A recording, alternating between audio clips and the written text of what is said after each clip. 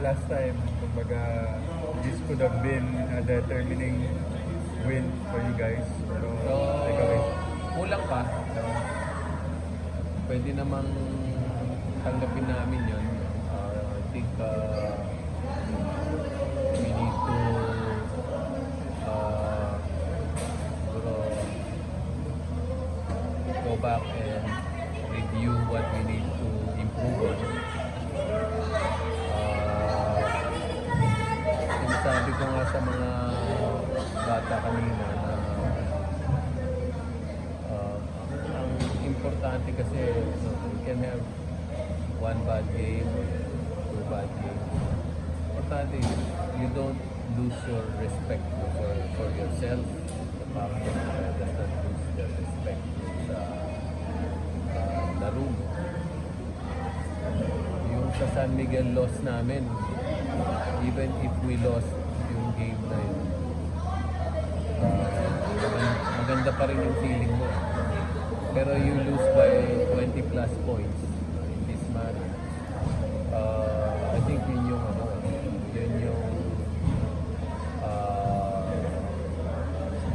pwedeng mag-dampen yung spirit mo or baba ng moral. So, I think we just need to be careful how to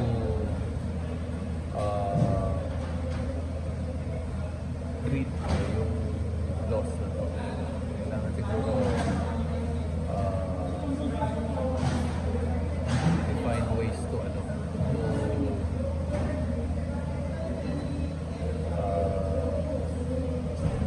keep our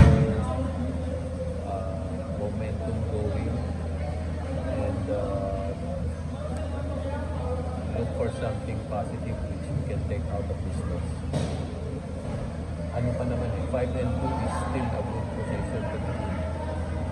Then we play Granada and Lex on Tuesday. Maglalaban pa rin naman yung San Miguel at saka yung Ginebra. So, still have a chance even at number 1. No? Kunyari San Miguel manalo kasi masyado malaki yung laman. Magiging quotient yung labanan, lamang na yung Ginebra sa atin. But 1 point lang talo natin sa San Miguel, so there's still ways. Of course, we're trying to get the best finish that we can. Pero importante makarating ka sa next one. Yung 6 wins will get you there. Safe ka. So ngayon, yun pa rin ang objective namin. Kung hindi namin nakuha yung 6 wins ngayon, kaya sa Tuesday, makuha na. We'll keep trying to get to the 6 wins. Assure ourselves of getting to the next round. Then kung ano man yung pagkukulang namin, let's say dito sa laro na to, we'll watch the video.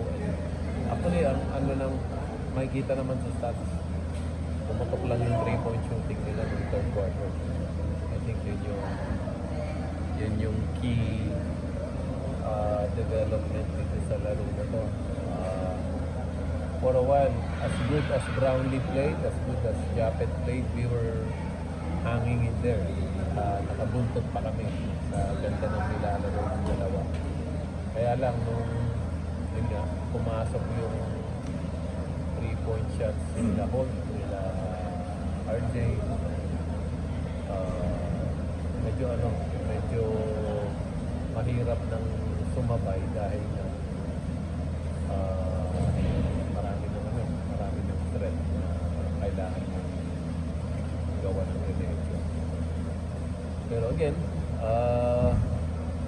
gusto mong makarating ng playoffs, ng champion, you have to know how to solve those problems.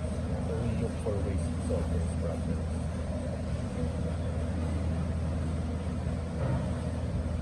Okay, salamat. Thank you, Coach.